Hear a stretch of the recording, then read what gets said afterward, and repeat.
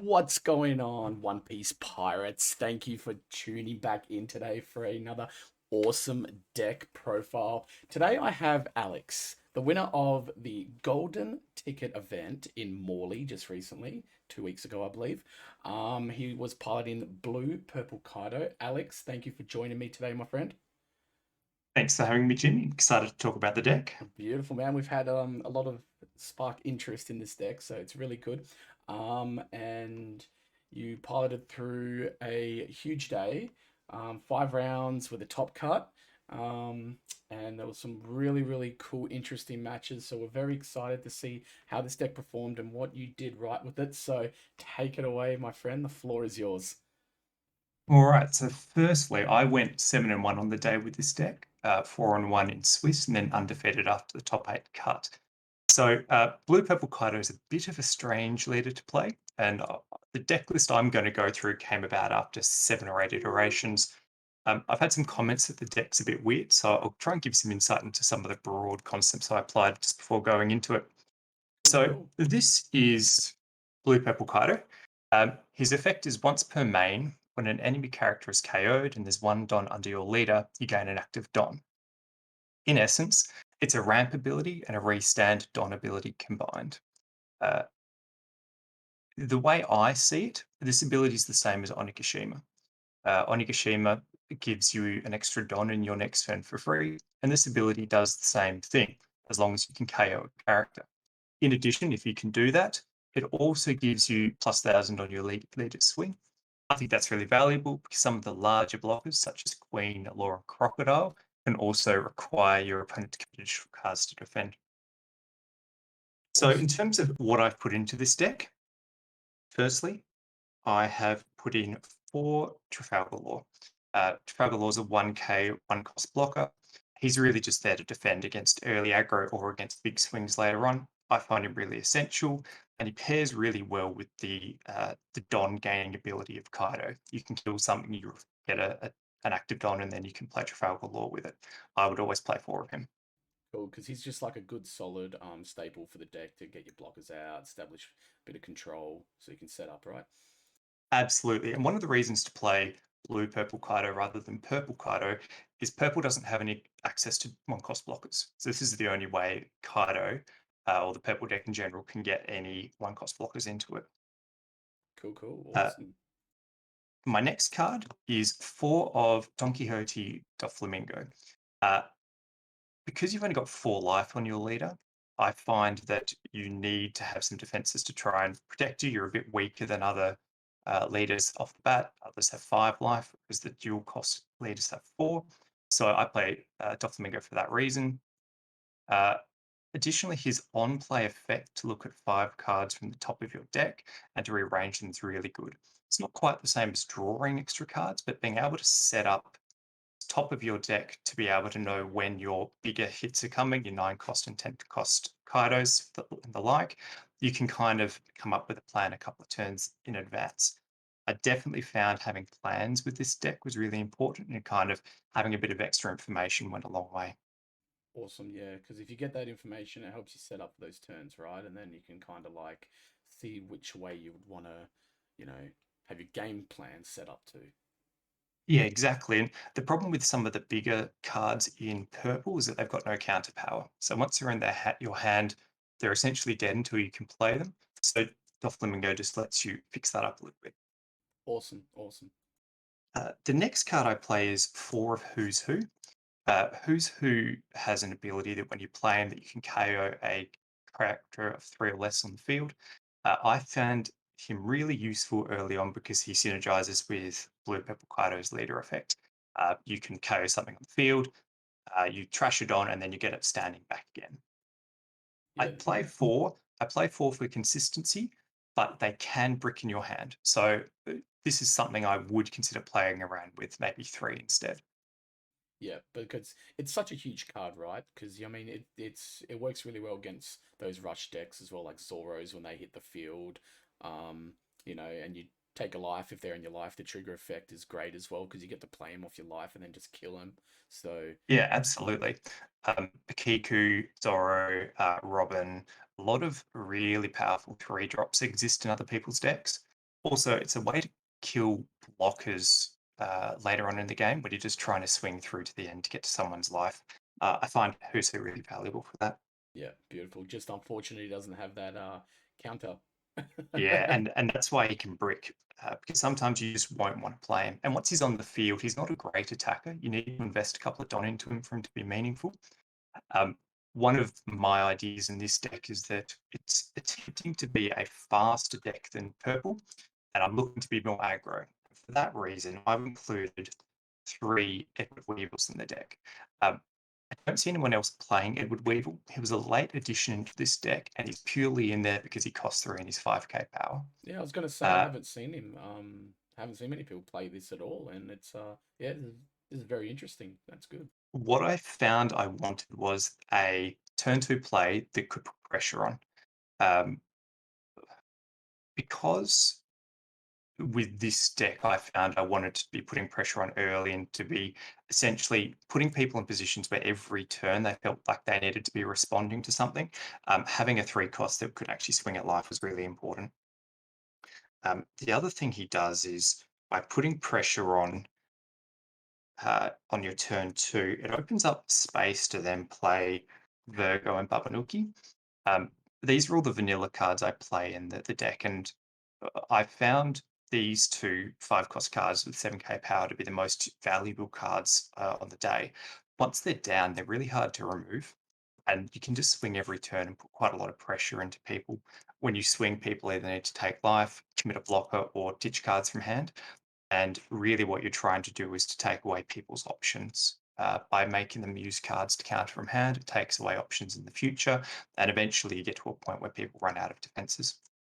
The Yeah, reason why I play 2 of each is purely because if someone is watching what you're playing, if you play both, they don't know whether you've got 8 of the 5 costs in your deck. Or if I played 4 Babanukis, for example, they would be able to get a bit of a read on me that way.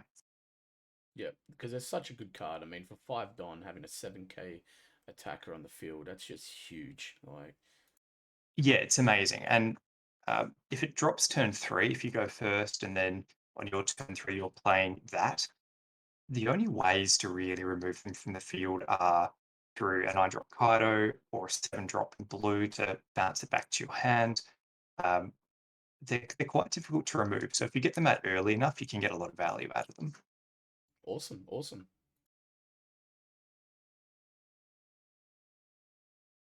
Next, on the blue side, I play I've only got 2 at the moment, but I play 4 Dracula Mihawk and 4 Gecko Maria. Um, Dracula's in there as a 2k counter. If you're really struggling for offensive pressure, you can play him, but he's primarily there to give you a bit of defense. And Gecko Maria is a way to get things back to your hand. He works both with Dracula and Trafalgar Law. So when you play him, you can pull either of those from your trash back to your hand, and it gives you some more defensive options. Gecko is also a 5k attacker. Again, 5k is a great number because it means you put pressure on people without having to invest. Awesome. And I feel like, because of that with the Mihawk, you're filtering through your deck. It's a lot more viable, right? Can be. I haven't used him for that reason, but having that option is really helpful. Yeah. The main reason I put him in there is really just for the 2k counter I can pull back to my hand. I mean, that's the main thing, right? Oh, it is amazing. It's so good. There was actually a late edition. My brother suggested we put it in and give it a go, and it made a big difference to the deck. Yeah, that's awesome. My next I've got a 2k counter as well, an extract. 2k counters are really valuable. Um, they're just very efficient cards to have in the deck. Playing blue purple gets you a lot of options for them. Um, I play extract because uh, he has an additional benefit of if I play him, I can also remove cards from people's hands. Um, the name of the game with this deck is putting pressure on and kind of fatiguing people, taking away their options to respond. Extract plays into that by giving me another way to make people have to chuck things in their hand.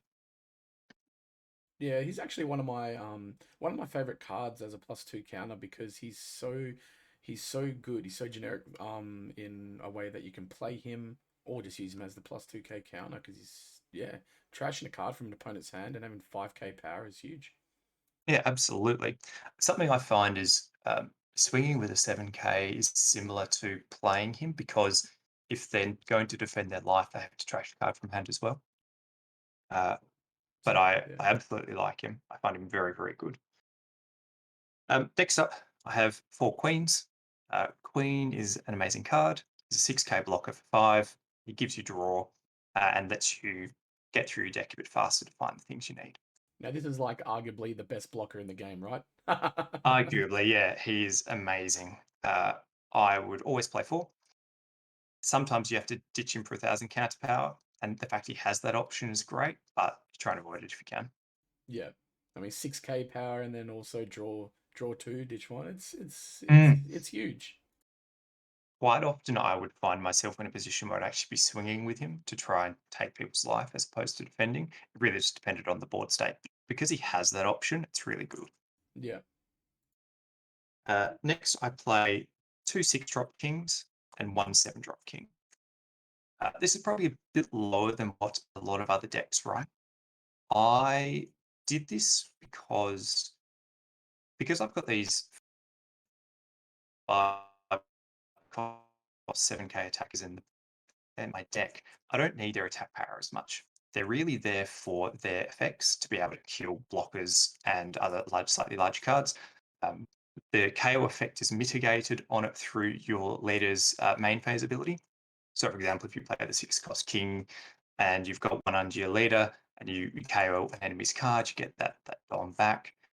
Um, so I find they're good, but they used to brick a lot. And so I don't play many of them for that reason.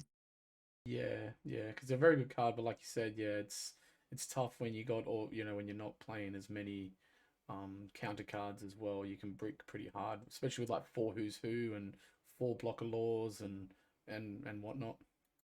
The other thing is that's unusual about this deck, we might talk about it a bit at the end, is I don't actually play any Onigashima. Oh, Um, okay, interesting.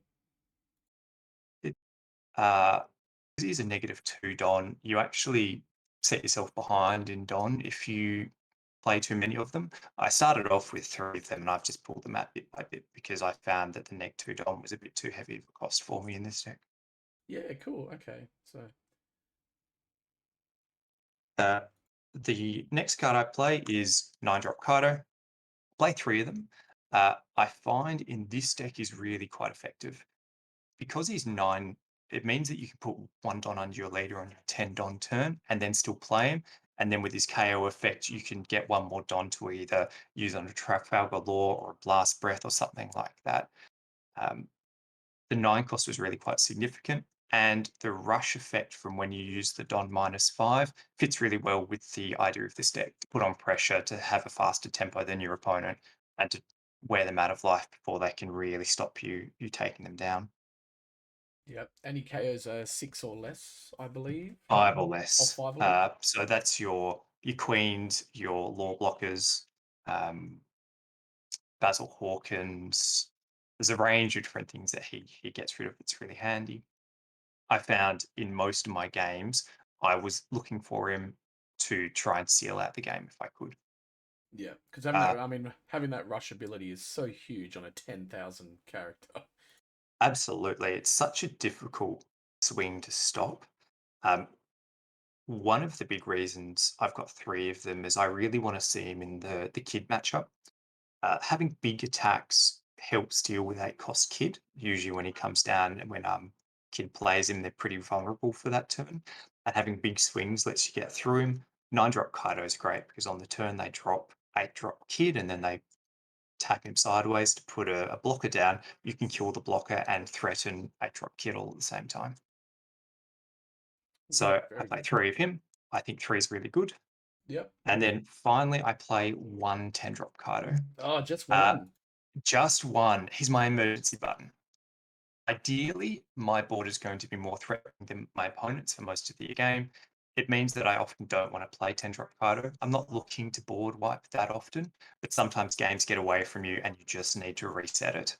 Um, the other problem I have is because I've got less life as a dual color leader, I often am in less of a position to risk the swing back that comes when you play 10 drop Kaido. Usually pretty vulnerable the turn after. So he's there as an emergency button, but I only play one. I tried two for a while, but he just kept breaking. I mean, yeah, he's. I like how he's just that good backup in the end, you know, so you can just clear board and then just have your 12k beater there next turn. It's just so Yeah, huge. and there are those boards where your law player sets up, or your blue player gets this board with a Mihawk, and you just need to remove it. And he's great for that. To be able to wipe a board is a very, very powerful ability. I feel bad now because I play four in my mono purple Kaido deck. I think he's great in mono purple Kaido, but the style of play is very different. With mono purple Kaido, you're trying to get to your late game as fast as possible. This game, or this deck, sorry, is looking to try and really put on the pressure between turns 3 and 6 to establish a board winning state in that time. Yeah, yeah, you can definitely Uh, see that. yeah, the final cards I've got are 4 Blast Breath and 4 Overheat. Um, Blast Breath is great. Costs one, you -1 and it's 4,000 counter power. It's a really efficient use of cards to be able to get a lot of counter power out. I found them really good. Also, because uh, Leader's ability is to get 1 Don back, essentially. It means that after a 9-drop Kaido turn, 1 Don will be standing and I can use it. Overheat is odd. I initially started off with 4 Love Beams in the deck. Yeah, I was gonna ask, And what mm, made you went this way with overheat? yeah, so it and Love Beam are very similar. The main reason I went down the overheat route was I found with Love Beam, I would be holding them until I could get the secondary effect to have 3 or less cards in hand and to draw another card. Often that was too slow. I'd put myself in dangerous positions to get that effect, when really I just needed to be using it in order to protect my life. This deck doesn't want to drop life early on in the same way that other 5 life decks will. I need to be very defensive about my life, uh, and the 4,000 counter power is the main purpose for that. The secondary effect on overheat is actually really useful. It gives me defense against some rush decks. Say, for example, if a red player plays a Robin and attacks into me and Robin's standing, then I can put it back into their hand. But the other really big effect is it lets me bounce Who's Who back to my hand. The card doesn't specify enemy or friendly, so it means that I can play a Who's Who, I can KO something, I can overheat to bring it back to my hand, and then I can have another KO effect next turn. Um, it's kind of helpful against red aggro in particular. But that's the main benefit I get out of overheat, and I found it's quite a significant benefit. Yeah, wow, that's yeah, because that's very huge. That sort of gameplay. It means that if I have a couple of overheats in my starting hand and a Who's Who, I'm in a pretty good position defensively early on. Um, but the other thing about overheat, and the use of this 2 cost counter generally, don't be afraid to use it on early swings. If you have an opponent that swings into you for 6 on their turn 2, if you went second and you've got 2 Don standing, use it. Use the Don when you've got it because you're not always going to have the opportunity to use the Don. Yeah, beautiful, beautiful. So that's the deck. Just quickly on Onigashima, the reason why I don't play it is I actually found it was too slow in this deck. Okay. I would play it even if I got it on my second turn, 3 Don, put it down. Uh, what I was really wanting was to be putting more offensive pressure on my opponents as opposed to ramping up faster. I also found that I would get 1, maybe 2 uses out of it per game where it mattered. And after that, really my leader's effect was enough. So I found it was doubling up, and bit by bit, I just ended up taking it out of the deck to include more early threats, such as the 5 cost 7k attackers and the Edward Weevils. Yeah, cool. Okay. So I mean it's very good that you found like a viable way around not playing that and that you've gone more of like this aggro approach with Kaido, blue purple Kaido, and it seems like it's done really, really well. Obviously, you know, being the pilot that you are, you're a good player and you built this deck and you know, like I said, you're working on it with your brother, yes? Yeah, that's right. We spent quite a bit of time just uh, working on matchups. I have to say, I was probably fortunate on the day that I didn't run into any Zoro. The Zoro matchup with this deck's pretty dicey. It's pretty 50-50 based on draws.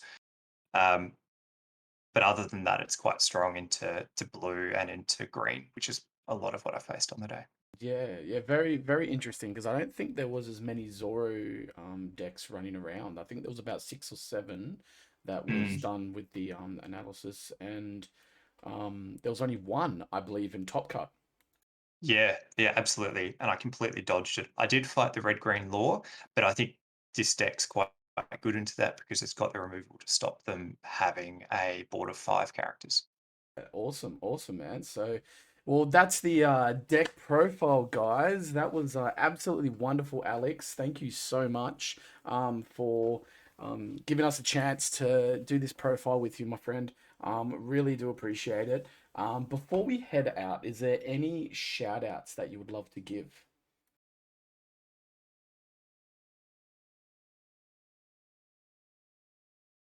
Hello, Alex? Oh, I think we lost Alex a little bit there. Have Oh, I come back by any chance? there we go. You're back. All right, sorry.